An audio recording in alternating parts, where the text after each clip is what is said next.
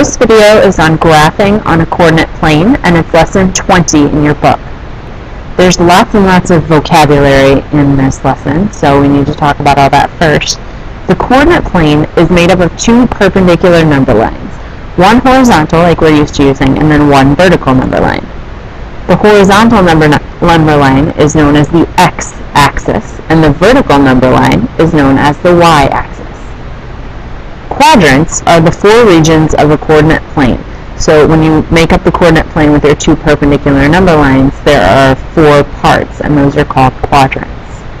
And the origin is always where we begin. It's the point 0, 0, and that's where the x and y axis, or those perpendicular number lines, intersect. So here's the coordinate plane.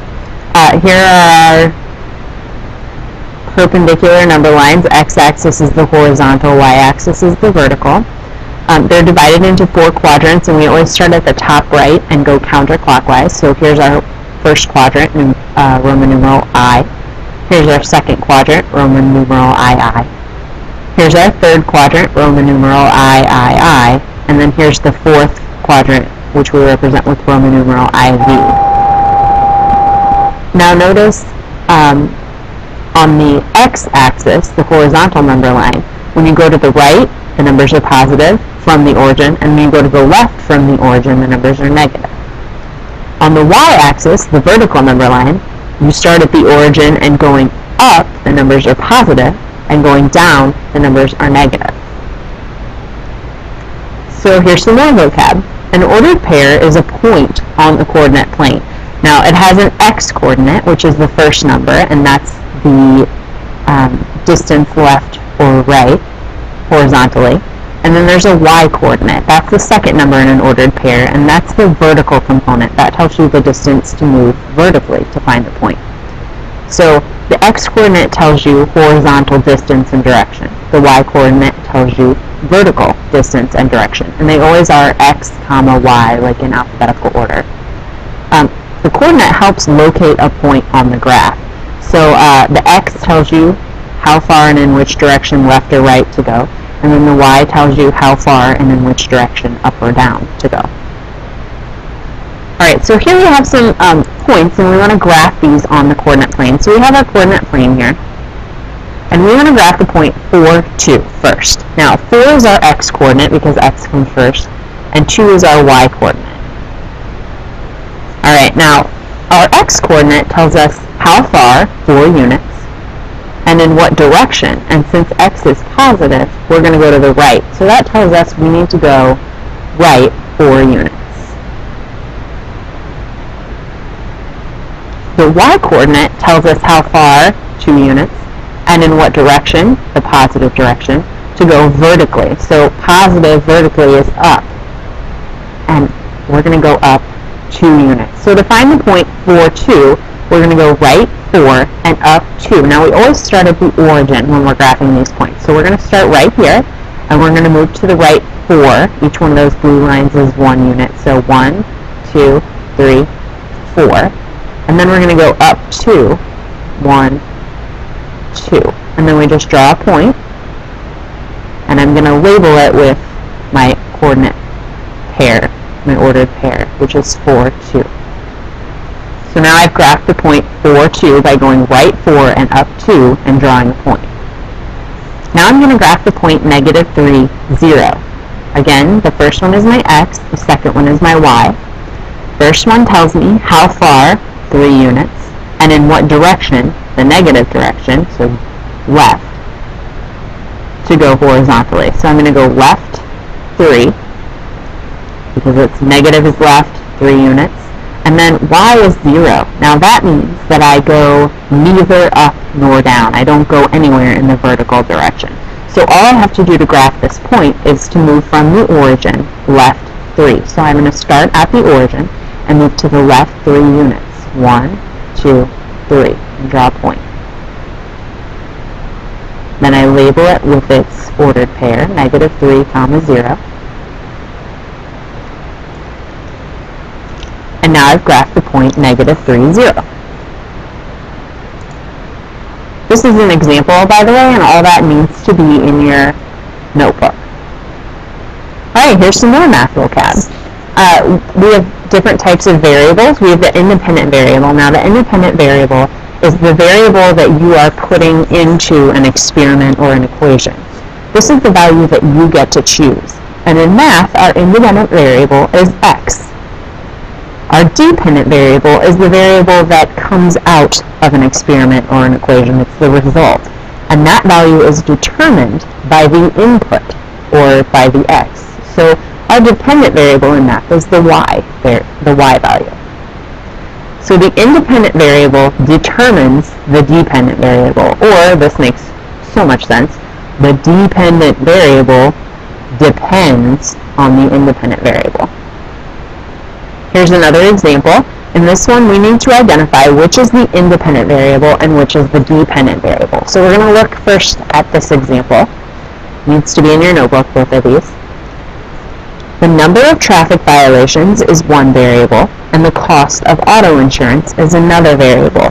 Now we need to know which of these variables is dependent and which one is independent. So, does the number of traffic violations depend on the cost of your auto insurance? Meaning, will you get more traffic violations if you have higher auto insurance? Or does the cost of your auto insurance depend on your number of traffic violations? Well, since insurance companies use your number of traffic violations to calculate your cost of your auto insurance, the cost depends on the number of traffic violations. So your cost is the dependent variable because it depends on the number of violations. Now, since your cost is the dependent, your number of violations is your independent variable.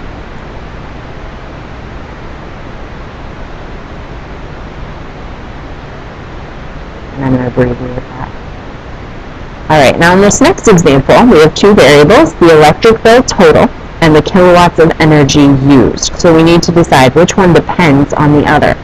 Does your electric bill depend on how much energy you use, or does how much energy you use depend upon your electric bill? Well, electric companies use your amount of energy that you use to determine your electric bill. So this one right here depends on how much energy you use. So your electric bill total is your dependent variable.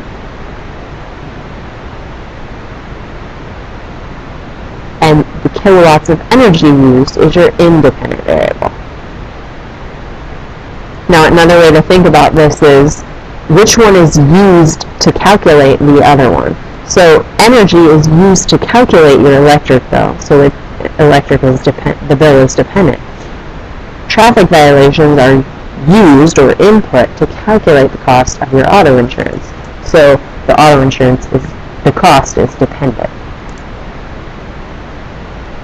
Alright, now here we have an equation, and we need to determine the values of the dependent variable.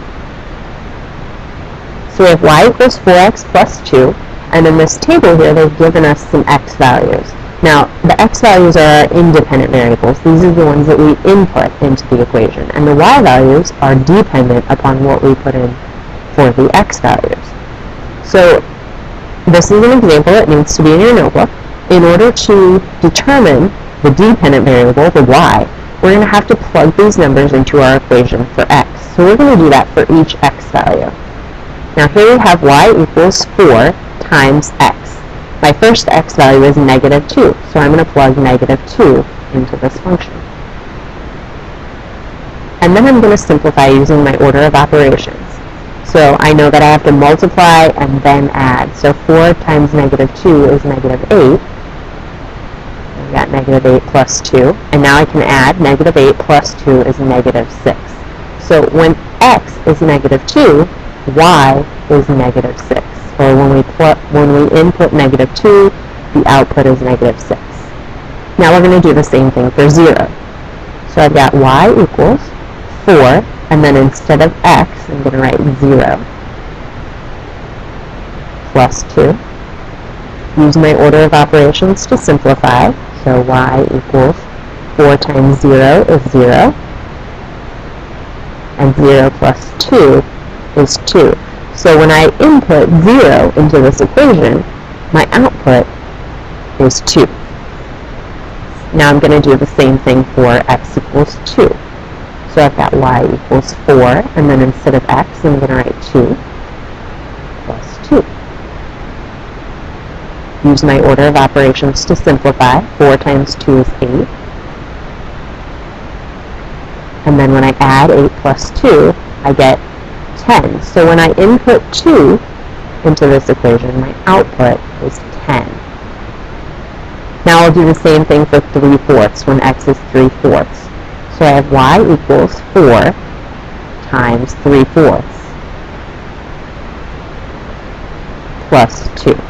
Now when I multiply 4 times 3/4, see how my numerator in the first term, in the first number that I'm multiplying is the same as the denominator in the second one. So those cancel, those 4's, and I'm left with 3 plus 2. And I know that 3 plus 2 is 5. So when I input 3/4 into this equation, my output is 5.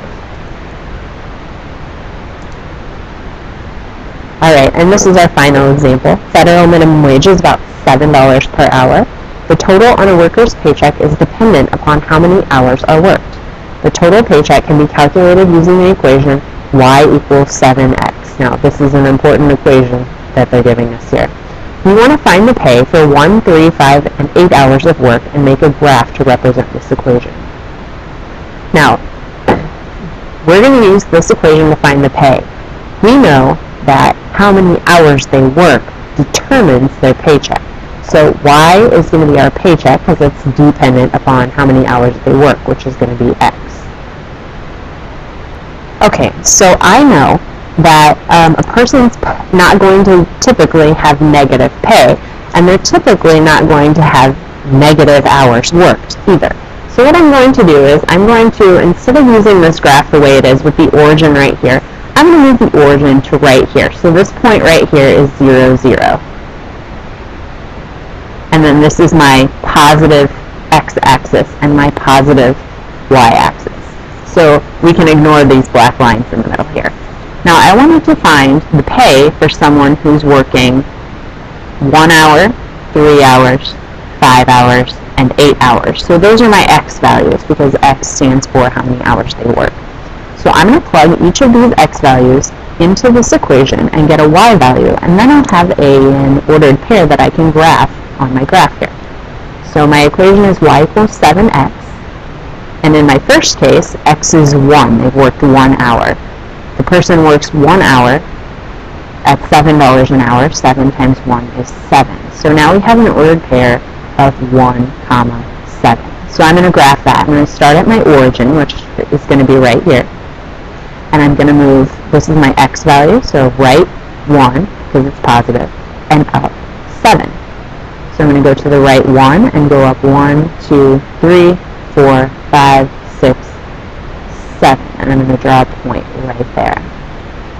Alright, now we're going to do the same thing for 3 hours. So y equals 7, and our x value is 3. 7 times 3 is 21. So now we have another ordered pair. X was 3, and that's the number we plugged in for x, and when we did that, we got 21. So our point is 3, 21. So that means I'm going to go positive or right 3, and positive or up 21. So I'm going to go to the right 3, 1, 2, 3, and up 21. 1, 2, 3, 4, 5, 6, 7, 8, 9, 10, 11, 12, 13, 14, 15, 16, 17, 18, 19. Well, it only goes up to 20, so I'm going to put 21 about right there. Okay, now it's pretty obvious I'm not going to be able to fit these 5 and 8 values into this graph, but as you can see, we can plug those numbers in also. 7 times 5 would give us 35. So our ordered pair would be 5, 35.